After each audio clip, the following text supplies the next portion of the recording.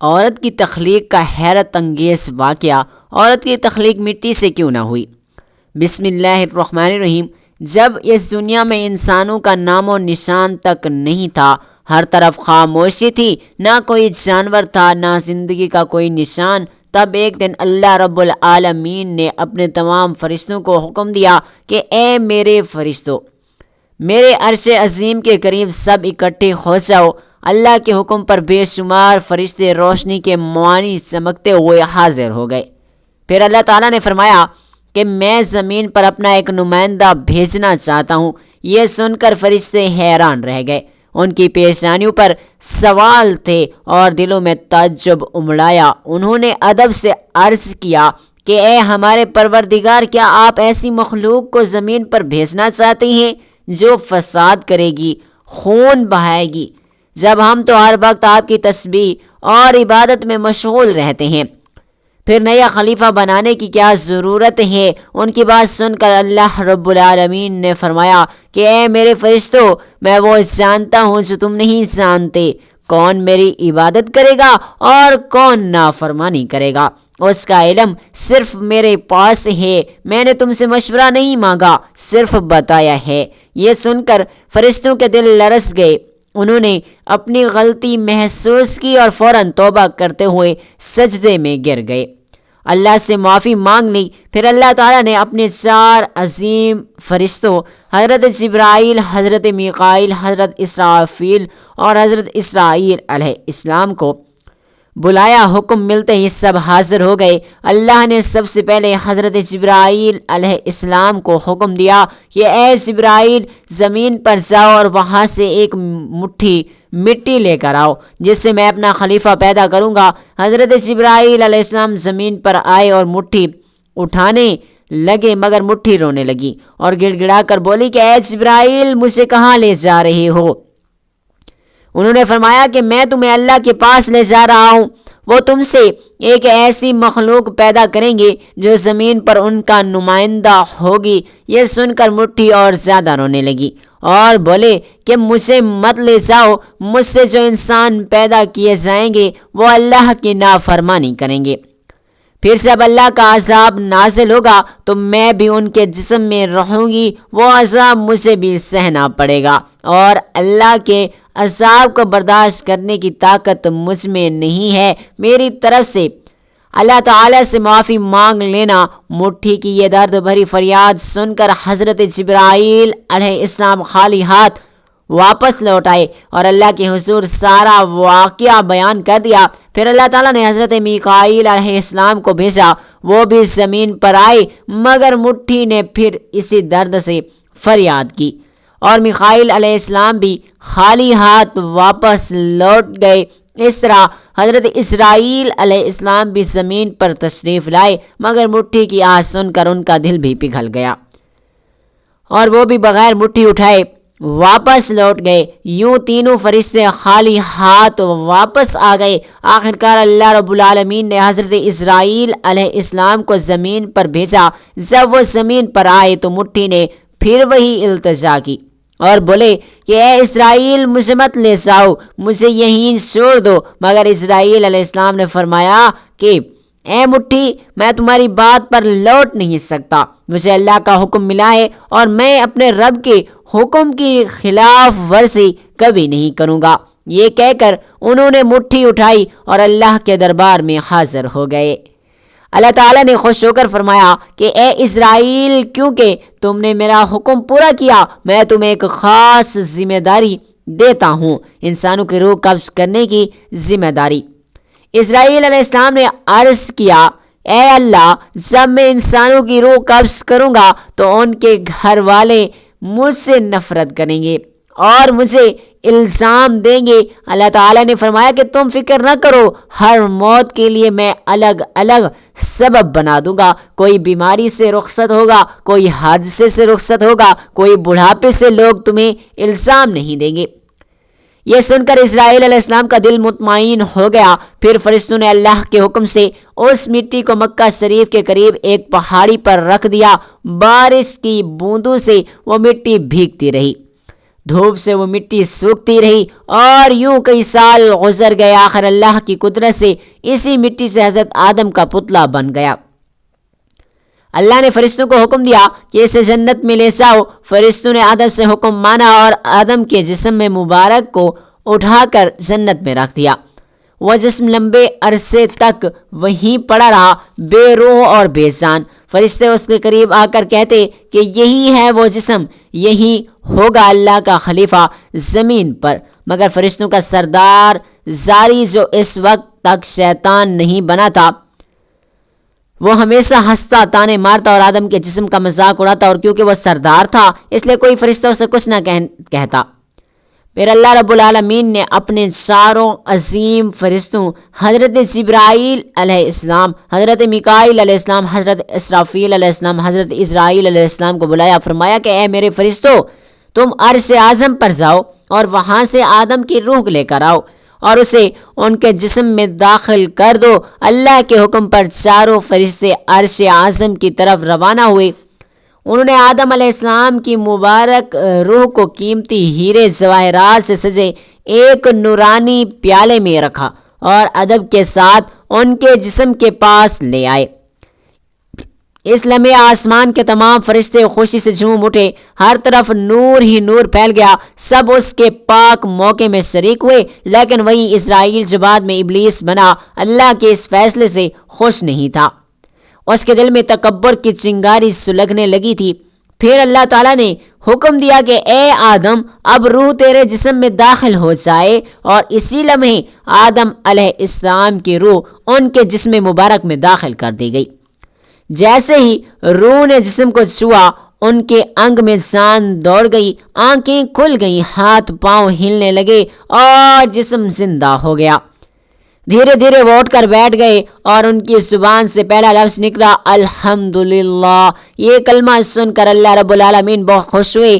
آدم علیہ السلام نے پہلی نعمت ملنے پر شکر کے طور پر 2 رکعت نماز ادا کی. جب ان کی نماز مکمل تو ہوئی تو ہیرے جواہرات، سونے اور چاندی سے سجا ایک خوبصورت تخت لایا گیا.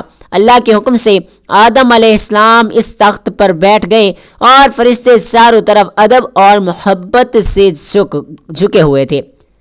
پھر اللہ تعالیٰ نے فرمایا کہ اے میرے فرشتوں، آدم کو عزت دو اور انہیں سجدہ کرو. اللہ کے حکم پر کروڑوں فرشتے سجدے میں گر پڑے اور ہر طرف نور ہی نور پھیل گیا. جب سبم سجدے سے سر اٹھایا تو دیکھا کہ صرف عزازیل کھڑا ہے، باقی سب آدم علیہ السلام کو سجدہ کر چکے تھے. عزازیل کے چہرے پر نفرت اور تکبر صاف چھلک رہی تھی. اللہ تعالیٰ نے اس کی طرف دیکھ کر فرمایا کہ اے عزازیل، تو نے میرا حکم کیوں نہیں مانا؟ عزازیل نے گھمنڈ بھرے لہجے میں کہا کہ آپ نے آدم کو مٹی سے بنایا اور مجھے آگ کی فطرت اوپر اٹھنے کی ہے اور مٹی کی فطرت نیچے گرنے کی ہے. تو اگر کسی کو سجدہ کرنا چاہیے تو آدم کو مجھے کرنا چاہیے.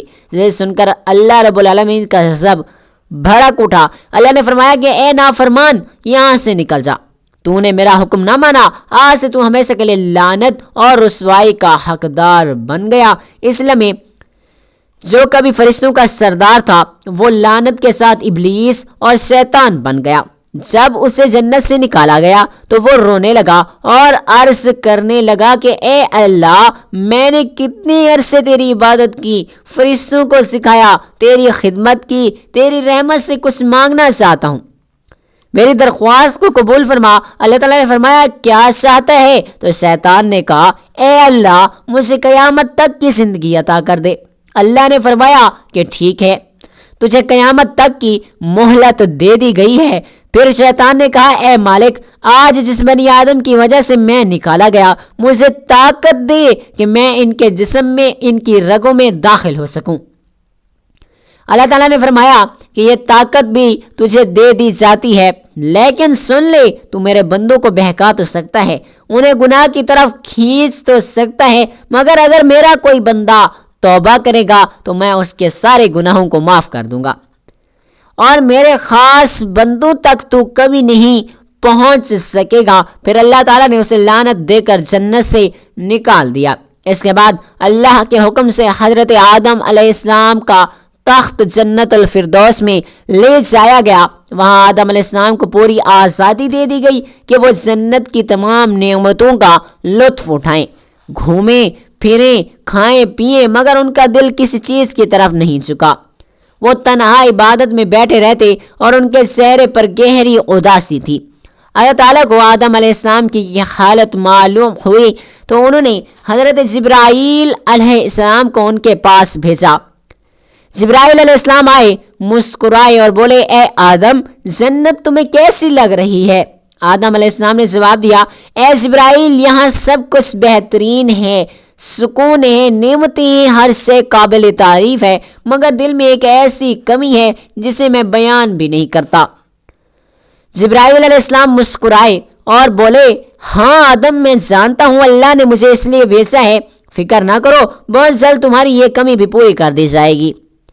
یہ کہہ کر وہ واپس چلے گئے۔ پھر اگلے دن فجر کی آذان سے پہلے جب آدم علیہ السلام نیند کی گل کی آغوش میں تھے، اس وقت جبرائیل علیہ السلام اللہ کے حکم سے ان کے پاس تشریف لائے۔ بڑے ادب سے آدم علیہ السلام کی بائیں پسلی سے ایک ہڈی نکالی، اس پر گوشت اور چمڑا چڑھایا، پھر اس میں نورانی سانس پھونک دی۔ یوں ایک نئی تخلیق کی ابتدا ہوئی۔ وہ ہڈی فوراً نور سے بھرنے لگی اور کچھ ہی دیر میں اس نے ایک حسین عورت کا روپ بھی اختیار کر لیا، جس کے چہرے سے ایسی روشنی پھوٹ رہی تھی جسے پوری جنت اس نور سے جگمگا اٹھی ہو۔ جبرائیل علیہ السلام مسکرائے اور آدم علیہ السلام کے پاس آ کر دھیرے سے بولے، اے آدم، اٹھئے۔ آدم علیہ السلام جاگے، سامنے نگاہ پڑی اور حیران رہ گئے۔ ان کے سامنے ایک ایسی پاکیزہ، نورانی اور دل کو سکون دینے والی ہستی کھڑی تھی جس کے چہرے کی روشنی چاند سے زیادہ درخشاں تھی، جن کی آنکھوں میں رحمت اور سکون کی چمک تھی، جنہیں دیکھ کر دل میں محبت و اطمینان اترتا تھا۔ آدم علیہ السلام دیکھتے ہی رہ گئے۔ تب جبرائیل علیہ السلام نے فرمایا، اے آدم، یہ ہے آپ کی ہمسفر، آپ کی زندگی کی ساتھی، بی بی حوا علیہ السلام۔ یہ سنتے ہی آدم علیہ السلام کے چہرے پر مسکراہٹ پھیل گئی۔ دل کا وہ خالی پن جو مدتوں سے تھا ایک لمحے میں ختم ہو گیا۔ ان کے دلوں میں خوشی کی ایک لہر دوڑ گئی، ایسی خوشی جو الفاظ میں بیان نہیں کی جا سکتی تھی۔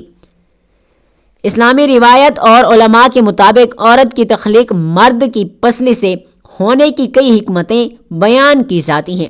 یہ کسی کمزوری یا کمتر ہونے کی دلیل نہیں، بلکہ محبت، قربت اور رحمت کی نشانی ہے۔ پہلی حکمت یہ ہے کہ پسلی دل کے قریب ہوتی ہے، اس میں اشارہ ہے کہ عورت کو دل کے قریب محبت و احترام کے ساتھ رکھا جائے۔ دوسری حکمت یہ ہے کہ پسلی جسم کے نازک حصوں کی حفاظت کرتی ہے، اس طرح عورت بھی گھر اور خاندان کی حفاظت، سکون اور رحمت کا باعث بنتی ہے۔ تیسری حکمت یہ ہے کہ پسلی نرم اور لچکدار ہوتی ہے، اس طرح عورت کی فطرت بھی نرم، لچک اور محبت پر رکھی گئی ہے تاکہ وہ بچوں کی تربیت اور رشتوں کی ذمہ داریوں کو بہتر انداز میں نبھا سکے۔ چوتھی حکمت یہ ہے، عورت کا مرد کی پسلی سے پیدا ہونا دونوں کے وجود اور شوکت فطری تعلق کو ظاہر کرتا ہے۔ مرد اور عورت ایک دوسرے کی تکمیل ہے۔ اور پانچویں بات یہ ہے کہ یہ تخلیق برتری یا کمزوری کا مسئلہ نہیں، بلکہ تکمیل محبت اور باہمی ضرورت کی علامت ہے۔ اسلام کے مطابق نہ مرد عورت سے افضل ہے، نہ عورت مرد سے، دونوں ایک دوسرے کے بغیر مکمل نہیں۔ تفسیروں میں آتا ہے کہ دنیا کی ساری عورتوں میں جسے اللہ تعالیٰ نے سب سے زیادہ حسن عطا کیا وہ تھی بی بی حوا علیہ السلام۔ آدم علیہ السلام دیر تک انہیں دیکھ کر اللہ کا شکر ادا کرتے رہے۔ دھیرے دھیرے وہ ان کے قریب جانے لگے، مگر جبرائیل علیہ السلام نے ادب سے روکا۔ فرمایا، اے آدم، نکاح کیے بغیر آپ کے لیے ان کے قریب جانا جائز نہیں، پہلے اپنے رب کے حضور نکاح کی دعا کیجیے۔ آدم علیہ السلام نے سر جھکا لیا اور ویسا ہی کیا جیسا جبرائیل علیہ السلام نے فرمایا تھا۔ انہوں نے اللہ تعالیٰ سے بی بی حوا علیہ السلام کے ساتھ نکاح کی دعا مانگی۔ اللہ تعالیٰ نے دعا قبول فرمائی اور ارشاد فرمایا، اے آدم میں نے تمہارا اور حوا کا نکاح مکمل کر دیا، اب تم اپنی بیوی کا مہر ادا کرو۔ آدم علیہ السلام نے عرض کیا اے میرے رب مہر کیا ہوتا ہے؟ اللہ تعالیٰ نے فرمایا اے آدم تمہارے نکاح کا مہر یہ ہے کہ تم میرے پیارے حبیب حضرت محمد مصطفیٰ پر کچھ مرتبہ درود بھیجو۔ آدم علیہ السلام کا دل عشق سے بھر گیا، انہوں نے سر جھکا کر عرض کیا لبیک یا ربی۔ پھر حضور پاک صلی اللہ علیہ وآلہ وسلم پر پورے خلوص کے ساتھ کئی مرتبہ درود پڑھا اور یوں تعریف انسانیت کا پہلا اور سب سے پاک نکاح مکمل ہوا۔ اللہ تعالیٰ نے حضرت آدم اور حضرت حوا علیہ السلام کو خوشی اور سکون کے ساتھ جنت میں رہنے کی اجازت دے دی اور فرمایا اے آدم سن لو، جنت کی ساری نعمتیں تم دونوں کے لیے ہیں، جو چاہو کھاؤ پیو اور رحمتوں کا لطف اٹھاؤ، لیکن اس ایک درخت کے پاس مت جانا اور اس کے پھل کو کبھی مت کھانا۔ تفسیروں میں آتا ہے کہ وہ گندم کا درخت تھا۔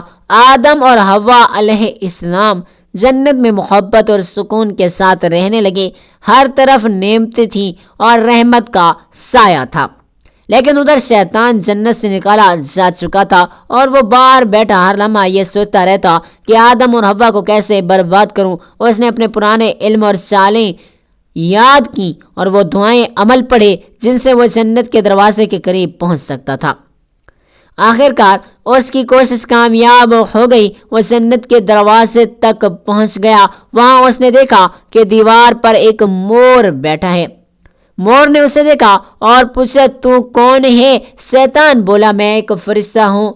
نور نے پوچھا کیا چاہتا ہے؟ شیطان نے چالاکی سے کہا میں جنت میں داخل ہونا چاہتا ہوں۔ نور نے جواب دیا حضرت آدم علیہ السلام یہاں موجود ہیں، اس لیے کسی اور کو اندر جانے کی اجازت نہیں۔ شیطان مکاری سے مسکرایا اور بولا بھائی مور مجھ پر رحم کرو، اگر تم میری مدد کرو گے تو میں تمہیں ایک ایسی دعائیں سکھاؤں گا جنہیں پڑھنے کے بعد تم کبھی بوڑھے نہیں ہوگے، کبھی مرو گے نہیں اور جنت سے کبھی باہر نہیں نکالے جاؤ گے۔ مور تھما جھجکا، مگر شیطان نے اپنی میٹھی آواز میں اس پر اثر ڈالنا شروع کیا۔ اس کی آواز میں ایسا جادو تھا کہ مور کا دل پگھل گیا اور وہ راضی ہو گیا۔ مور سے جنت کے دروازے تک لے آیا جہاں ایک بڑا سانپ پہرے پر موجود تھا۔ مور نے پوری بات سانپ کو بتائی تو سانپ نے شیطان سے پوچھا تو کون ہے؟ شیطان فوراً بولا میں ایک فرشتہ ہوں، عرش اعظم کے نیچے رہا کرتا تھا، وہیں میں نے ایک ایسا اسم اعظم سیکھا جسے پڑھو تو ہر مراد پوری ہو جاتی ہے۔ سانپ کی آنکھوں میں لالچ چمک اٹھا اور وہ بولا وہ دعا مجھے بھی سکھا دو۔ شیطان مسکرا کر بولا ضرور سکھاؤں گا مگر ایک شرط ہے۔ سانپ نے پوچھا کون سی شرط؟ شیطان بولا شرط یہ ہے کہ تم مجھے جنت کے اندر لے جاؤ۔ سانپ نے لمبی سانس لی اور کہا آدم علیہ السلام کے رہتے ہوئے کسی کو اندر لے جانے کی اجازت نہیں ممکن، یہ ممکن نہیں ہے۔ مگر شیطان کی مکاری ابھی ختم نہیں ہوئی تھی، وہ ایک ایسی چال چلنے والا تھا جس نے انسانیت کی پوری کہانی کا رخ بدل دینا تھا۔ اس نے سانپ کی آنکھوں میں دیکھ کر چالاکی سے کہا اگر تم چاہو تو میں تمہارے من کے اندر چلا جاتا ہوں، اس طرح تم بھی جنت میں رہو گے اور اللہ کا حکم بھی نہیں ٹوٹے گا۔ سانپ نے کچھ سوچا، اسے یہ دلیل پسند آئی، اس نے اپنا من کھولا اور شیطان اس کے اندر داخل ہو گیا۔ پھر شیطان نے کہا اے سانپ اب مجھے بی بی حوا علیہ السلام کے پاس لے چلو۔ سانپ سر جھکائے جنت کی رحمتوں کے بیچ سے گزرا اور شیطان کو اپنے من میں لیے بی بی حوا علیہ السلام کے پاس پہنچ گیا۔ وہاں پہنچ کر شیطان نے اچانک رونا اور چیخنا شروع کر دیا۔ اس کی سسکیاں اتنی بلند تھی کہ ہرے اور غلمان بھی جمع ہو گئے۔ بی بی حوا علیہ السلام نے حیران ہو کر پوچھا اے اجنبی تم کیوں رو رہے ہو؟ شیطان نے جھوٹی معصومیت سے کہا میں تمہارے انجام کو سوچ کر رو رہا ہوں۔ یہ سن کر بی بی حوا علیہ السلام چونک گئی اور بولی ہمارا انجام کیوں، کیا ہونے والا ہے؟ تو شیطان بولا اللہ تعالیٰ بہت جلد تمہیں اور تمہارے شوہر حضرت آدم علیہ السلام کو جنت سے نکال کر زمین پر بھیج دیں گے۔ میں نے یہ بات عرش اعظم پر لکھی ہوئی دیکھی ہے اور اسی غم میں رو رہا ہوں۔ بی بی ہوا علیہ السلام کے چہرے پر پریشانی اتر آئی اور انہوں نے نرمی سے پوچھا، تمہاری بات سچ ہے، یہ میں کیسے جانوں؟ شیطان نے فوراً اپنے جھوٹ کو مضبوط کرتے ہوئے کہا، اگر میں جھوٹ بول رہا ہوں تو اللہ اور تمام فرشتوں کی لعنت مجھ پر ہو۔ اس نے اللہ کے نام کی قسم کھائی اور اس کی باتوں سے بی بی ہوا علیہ السلام کا دل پگھلنے لگا۔ انہوں نے لجتی آواز میں پوچھا، اگر یہ سچ ہے تو کیا زمین پر بھیجے جانے سے بچنے کا کوئی راستہ ہے، کوئی طریقہ جس سے ہم ہمیشہ یہیں رہ سکیں؟ میں ضرور قبول کروں گی، بس بتاؤ وہ راستہ کیا ہے؟ شیطان نے آخر اپنی چال ظاہر کی اور بولا، دیکھو وہ جو پیڑ ہے جس کے قریب جانے سے تمہیں منع کیا گیا تھا، اگر تم اس کا پھل کھا لو تو تم ہمیشہ ہمیشہ کے لیے جنت میں رہو گی، کبھی بھی یہاں سے نہیں نکالی جاؤ گی۔ بی بی ہوا علیہ السلام کے دل میں ایک لمحے کو خیال آیا، کیا واقعی شیطان نے بات مزید مضبوط کرتے ہوئے کہا، لیکن اگر تم نے وہ پھل نہ کھایا تو جلد ہی تم دونوں کو زمین پر بھیج دیا جائے گا ہمیشہ کے لیے۔ شیطان کے یہ الفاظ ان کے دل میں اتر گئے اور وہ سوتی ہوئی اس گیہوں کے پیڑ کی طرف بڑھنے لگی۔ قریب جا کر انہوں نے ایک پھل توڑا، کچھ لمحے اسے دیکھا اور پھر اس کا ایک لقمہ لے لیا۔ پھل میٹھا تھا، مگر جیسے ہی انہوں نے کھایا جنت کی ہوائیں رک گئی۔ پھر وہ پھل کا آدھا حصہ لے کر حضرت آدم علیہ السلام کے پاس پہنچی اور ان سے نرمی سے بولی، اے آدم، آپ بھی اسے کھا لیجیے۔ آدم علیہ السلام نے معصومیت سے یہ بات مان لی اور پھر اس پھل کو کھا لیا۔ بس اس لمحے ان کے جسموں سے جنت کے نورانی لباس اتر گئے، ان سے اٹھنے والی وہ لطیف خوشبو بھی غائب ہو گئی۔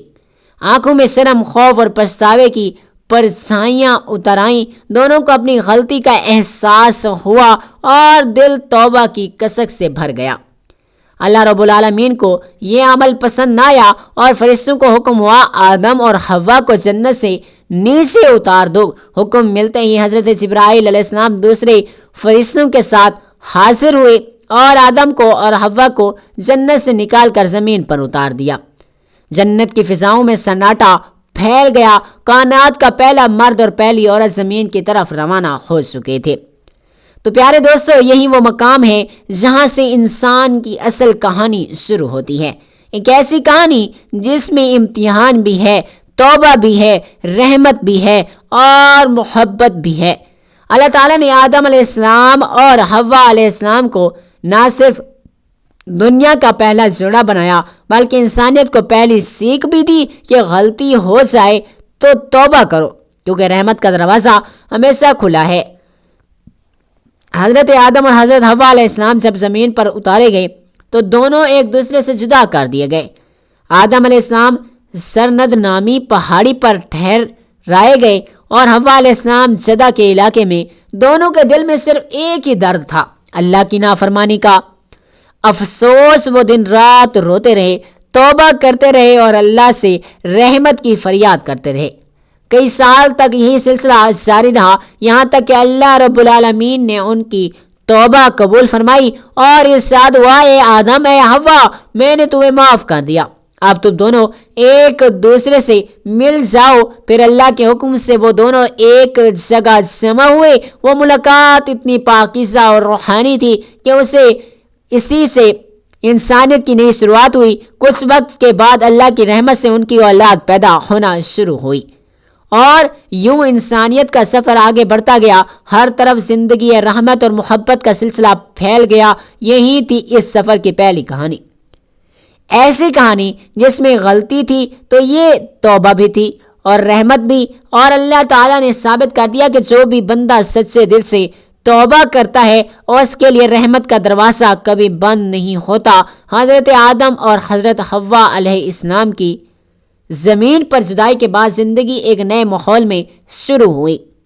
ہر طرف ان کی اجنبی زمین، اجنبی اور اجنبی درخت تھے، مگر ان کے دل اللہ کی نافرمانی کا درد لیے بھرے ہوئے تھے۔ وہ دن رات روتے، توبہ کرتے، اللہ کی رحمت کی امید رکھتے۔ سرد راتوں میں ایک دوسرے کی یاد ستاتی، دن کے وقت دھوپ اور زمین کی سختی دل پر بھاری پڑتی گئی۔ مگر وہ صبر کے ساتھ اللہ کی طرف رجوع کرتے رہے، مگر وقت گزرتا گیا اور ان کے دل میں ایک نرمی اور امید پیدا ہوئی۔ اللہ تعالیٰ نے ان کی توبہ کو قبول فرمایا تو ان کے دلوں میں خوشی اور سکون کا احساس ہوا۔ اللہ کی مرضی سے وہ دونوں ایک جگہ جمع ہوئے۔ ملاقات کے لمحے میں ایک روحانی اتصال پیدا ہوا۔ ایسا محسوس ہوا جیسے زمین پر انسانیت کا پہلا نور جل اٹھا ہو۔ ان کی آنکھوں میں اشک بھی تھے، دل میں سکون بھی تھا، محبت اور احترام کا نیا سبق سیکھا۔ پھر اللہ کی رحمت سے ان کی اولاد پیدا ہونا شروع ہوئی۔ ہر نیا بچہ زمین پر انسانیت کا حصہ بنتا گیا۔ یوں زندگی کی شروعات ہوئی۔ انسانوں نے کھانا پانی پینا، زمین پر رہنا اور مل جل کر زندگی گزارنا سیکھا۔ وقت کے ساتھ انسانوں نے ایک دوسرے کے ساتھ تعلقات، شادی، اولاد اور معاشرتی اصول قائم کیے۔ اللہ کی ہدایت اور احکام کے مطابق زندگی کے تجربات حاصل کیے۔ ہر غلطی کے بعد توبہ اور اللہ کی طرف رجوع کا سبق انسانیت کے لیے برقرار رہا۔ اسی طرح زمین پر زندگی کا سلسلہ جاری ہوا۔ محبت، امتحان، رحمت اور سکون کا ہر لمحہ انسانیت کے لیے سبق بن گیا، اور یہ وہی کہانی تھی جس سے سیکھا گیا کہ چاہے کتنی بڑی غلطی ہو جائے، اگر انسان سچے دل سے توبہ کرے تو اللہ کی رحمت ہمیشہ اس کے لیے کھلی رہتی ہے۔ یہی پہلا سبق تھا جو انسانیت نے زمین پر حاصل کیا اور اس کی بنیاد پر معاشرت، علم، تجربات اور انسانی رشتوں کا آغاز ہوا۔ ہر لمحہ انسانیت کی ترقی، آزمائش اور اللہ کی رحمت کی طرف رہنمائی کرتا رہا۔ حضرت آدم اور حضرت حوا علیہ السلام کی زمین پر جدائی اور پھر ملاقات کے بعد زندگی کے نئے تجربات شروع ہوئے۔ ہر روز انہیں نئے چیلنجز کا سامنا کرنا پڑتا۔ زمین کی سختیاں، پانی اور غذا کی تلاش، سرد راتیں اور دھوپ کی تپش، سب کچھ ان کے لیے نیا اور امتحان تھا، مگر ان کے دل میں اللہ کے ساتھ تعلق اور توبہ کا سبق مضبوط تھا، اور وہ ہر کام میں اللہ کی رضا چاہتے اور اپنے اعمال پر غور کرتے، ایک دوسرے کے ساتھ تعاون اور محبت کی بنیاد پر زندگی گزارنے لگے۔ آہستہ آہستہ وہ زمین پر رہنا سیکھ گئے۔ زمین کی پیداوار کو استعمال کرنا، فصلیں لگانا، پانی جمع کرنا، اپنے لیے اور آنے والی نسلوں کے لیے جگہ بنانا، یہ سب انسانیت کی پہلی تربیت تھی۔ اللہ تعالیٰ نے انہیں نصیحت کی کہ زندگی میں صبر، شکر اور توبہ سب سے بڑی طاقت ہے۔ اسی دوران ان کی اولاد بڑھتی گئی۔ ہر نیا فرد زمین پر انسانیت کا حصہ بنتا گیا۔ بچے بڑھ کر زندگی کے تجربات سیکھتے، غلطیاں کرتے اور سچے دل سے توبہ کرتے۔ زمین پر رہنا، ایک دوسرے تعلق قائم کرنا، محبت و احترام، صبر اور تعاون کے سبق حاصل کرنا، یہ انسانیت کے لیے اولین تربیت تھی۔ ہر نسل نے اپنے اعمال کے اثرات دیکھے، اللہ کی رحمت اور انصاف کو پہچانا، زندگی کی چھوٹی بڑی آزمائشوں سے سیکھا کہ صبر اور توبہ سب سے بڑی طاقتیں ہیں۔ اس طرح زمین پر زندگی کے ہر لمحے نے انسانیت کو مضبوط اور قابل فہم بنایا۔ انسانی معاشرت، علم و تجربہ، تعلقات اور رشتوں کی بنیاد انہی ابتدائی دنوں کے تجربات سے بڑی۔